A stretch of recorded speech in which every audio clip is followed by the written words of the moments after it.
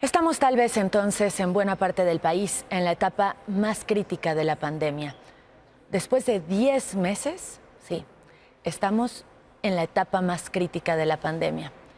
Y muchos son los factores efectivamente que han hecho que en el mundo entero estén en una situación similar.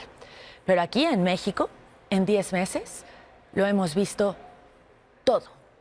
10 meses de una realidad rebasando todos los días al discurso oficial. 10 meses de oír términos y cifras en las que poco a poco dejamos de creer.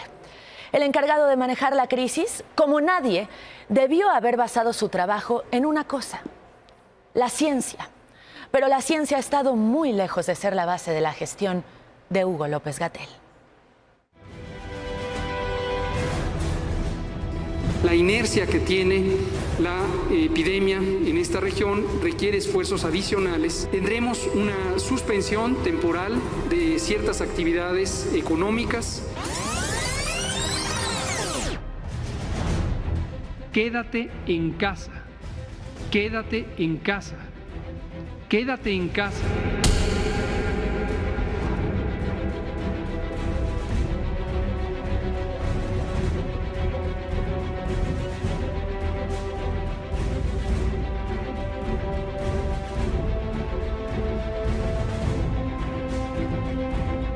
No podemos estar permanente y perpetuamente en el estado de confinamiento. Mexico at the same time is in the process of reopening. This is a pattern we've seen in many other countries, opening economies in the midst of intense community transmission can lead to an acceleration of cases.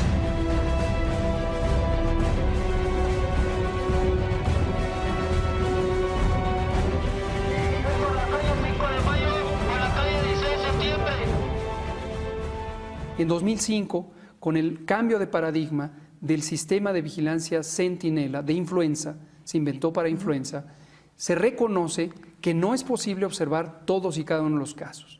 Pero no solo no es posible, es inútil, no tiene utilidad para el monitoreo. Nosotros estimamos 26,000 casos. Las personas que pueden ser directamente observadas son 3,000 y tantas, sí, pero cada una de ellas representa a otros 12, vamos a redondearlo. El reparte es el 12% de lo que sí tenemos registrados como COVID. 8 veces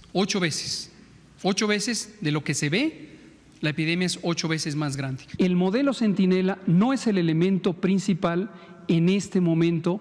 Olvídense de la vigilancia Centinela, seguirá operando ahí en el fondo. Hay muchas razones técnicas, les comento dos. Una es la velocidad de ocurrencia de los casos y la cantidad de los casos. El pico máximo oscilan entre el 8 y el 10 de mayo. El primer ciclo de la epidemia se puede proyectar que se extendería el 25 de junio. Hemos aplanado la curva. Aplanar la curva no quiere decir que es exactamente plana. Exactamente plana querría decir no tenemos una epidemia. El punto máximo lo hubiéramos tenido el 2 de abril. La predicción es que lo tendremos el 8 de mayo. Y estoy consciente que yo previamente dije 6 de mayo. En la Ciudad de México, que ya lleva una prolongada meseta del punto máximo de intensidad epidémica, estamos viendo ya una reducción. Llevamos ya cerca de 17, 18 días en donde se ha estancado el descenso de la curva.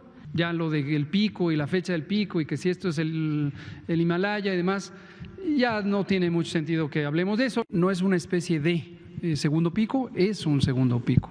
No es una enfermedad grave, en su mayoría, estamos hablando de más del 90%, son casos leves. Leves quiere decir los síntomas de un catarro, de una enfermedad que no pone en riesgo la vida, que no afecta gravemente la funcionalidad del cuerpo. Si tomamos como referencia el 10,000 que le dije antes, estaríamos hablando de que 6,000 personas o hasta 7,000 u 8,000 personas podrían perder la vida. Podría en este primer ciclo epidémico llegar hasta 30,000 o incluso 35,000 defunciones. E incluso un escenario muy catastrófico que podía llegar a 60,000. Hoy en México tenemos 100,000 personas que han perdido la vida por el COVID-19.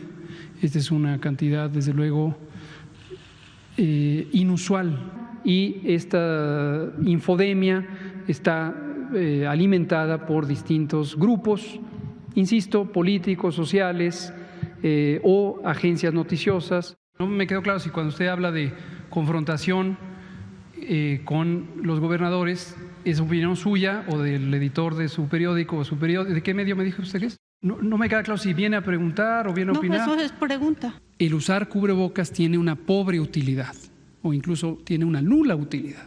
WHO advises that governments should encourage the general public to wear masks where there is widespread transmission. We have a simple message for all countries: test, test, test. El número de pruebas. No es de que entre más le sube uno al número de pruebas, mejor es el control. No existe ninguna conexión técnica, científica, lógica, automática entre el número de pruebas y el éxito del control.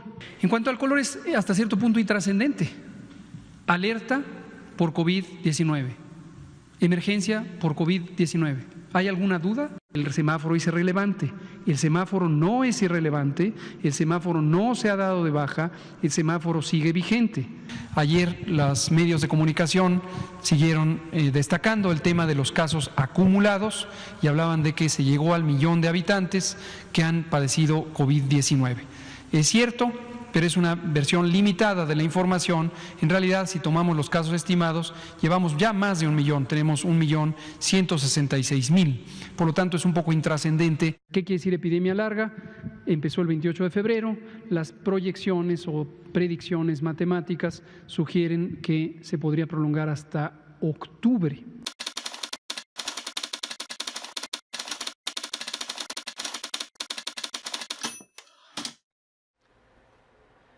Mientras en el mundo entero esto era la mayor vacuna, aquí nos decían que no servía. Ahora nos piden que les pidamos a ustedes que lo usen. Se los repetimos, usen cubrebocas. Y así entre picos, mesetas, cordilleras, entre cifras y datos intrascendentes para él, pero desde luego no para quienes por el coronavirus han perdido un familiar. Entre todo eso, aquí estamos, de nueva cuenta en semáforo rojo y con la economía de la capital y su zona conurbada otra vez cerrada por motivos de seguridad de la salud, de sanidad. Y con estas cifras, la Secretaría de Salud reportó el viernes a domingo 1.715 muertes, con lo que suman 118.202 defunciones.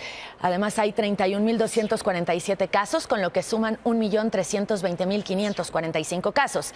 Se informó que hay 135.233 muertes estimadas, 1.500.239 casos estimados, y hoy hay 401.293 pacientes sospechosos.